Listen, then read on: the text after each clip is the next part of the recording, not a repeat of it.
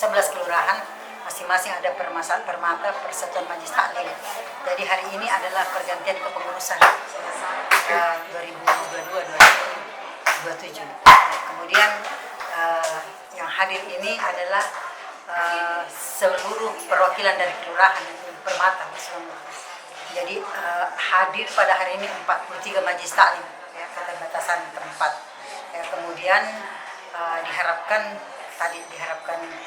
kedepannya memilih ketua yang bisa meluangkan waktu, kemudian para pengurusnya yang bekerja keras.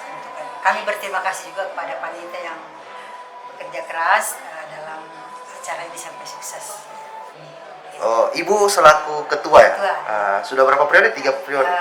Baru 2 periode, jadi kalau terpilih lagi 3 periode. Oke. 1 periode berapa tahun Ibu? 5. Oke. Kecuali ini karena pandemi. Oke. 7 tahun.